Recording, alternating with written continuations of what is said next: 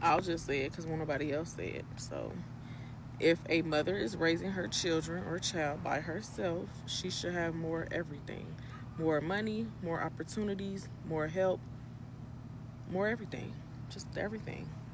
There's no way that a single mother raising children should be struggling at all. If her kids are taken care of, she taking care of her kids, and she's working, and she making sure they get to school. She making sure their clothes clean, they have clothes. She's making sure that they're fed. She making sure that they're healthy. They go to the doctor. Their teeth are good. Like if this woman is doing all these things, she should not have a worry in this world. If you're doing all those things, then do you have a worry? Isn't like the main concern your children? But outside of that, I think what she's getting at is a community, right? That's what we kind of lost in the sense of if you're doing it alone, then you have others that you can rely on. That's usually family, close knit, friends. The problem is we don't have that community, and we have a society that's very much individualistic. We are going to say you made choices. You and that man, or those men made choices specifically.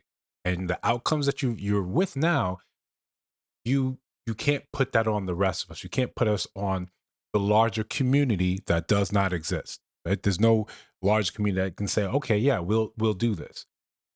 I I'm not going to take care of you because you guys will take care of my family in my absence.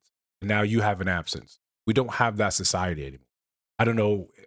I mean, I'm assuming once we did, but it's never been that way in my lifetime.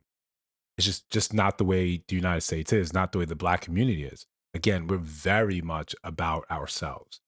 It kind of comes off the very same way that because you made decisions, because you made choices with men again or different men, and you have children, and you're in a precarious position.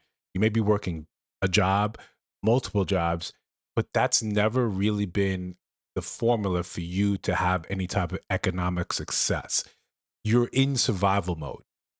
Most other people are not going to say, now let me volunteer my resources to help you out of decisions you've made.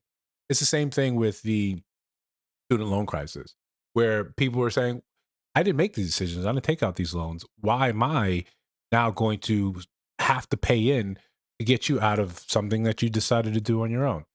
It's a hard sell for us that said, okay, I want to have children, but I want to have children in a specific scenario. I want to be married. I want to be in a long-term committed relationship. Whatever the dynamics is, you've bobbed and weaved and kind of walked this tightrope to say, okay, here I am. But you're struggling. You on the other side of it saying, well, this man was bad for me, and the next man was bad for me, and all these dudes ain't ish. But now you have two, three, four kids, and it's up to the rest of us to now pitch in, so you don't have any type of worry in the world.